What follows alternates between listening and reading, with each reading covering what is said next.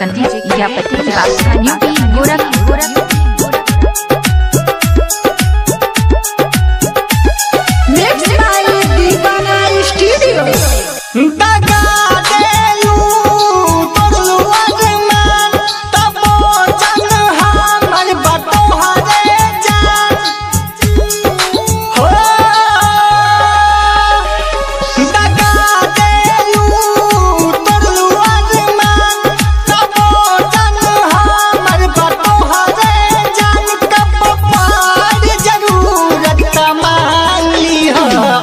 काढ़ के ले जा करे जहमार मड़ो के सजावट में टांग ली हो।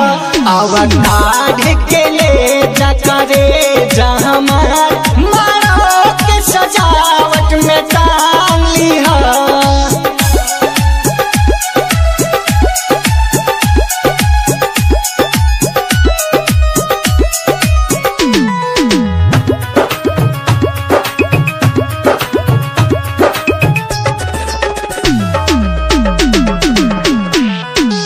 कन्हैया पटेल राजधानी गोरखपुर।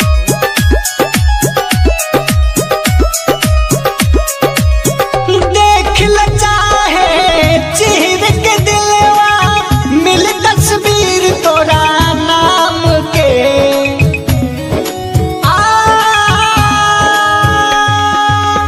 जिंदगी में हमरा रहब न तू ही, जिंदगी हमार कौना काम के।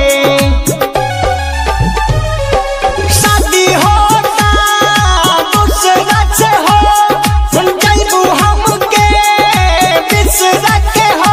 प्यार हमसे रहे हो जान ली हो। अब काढ़ के ले जा करे जहमार मड़ो के सजावट में टांग ली हो। अब काढ़ के ले जा करे जहमार मड़ो के सजावट में टांग ली हो।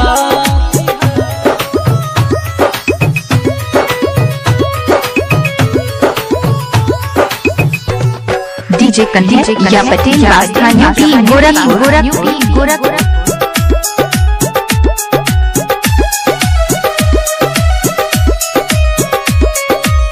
प्यार के हमरा कैसे भुलैबू, जब तू बियाहवा के बाद हो।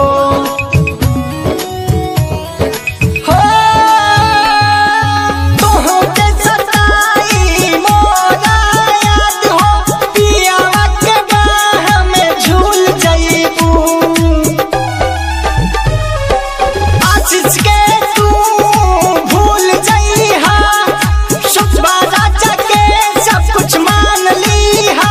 प्यार हमसे रहे हो जान लीहा। अब काढ़ के ले जा करे जहमार मड़ो के सजावट में टांग लीहा। अब काढ़ के ले जा करे जहमार मड़ो के सजावट में टांग लीहा। अब काढ़ के ले जा करे जहमार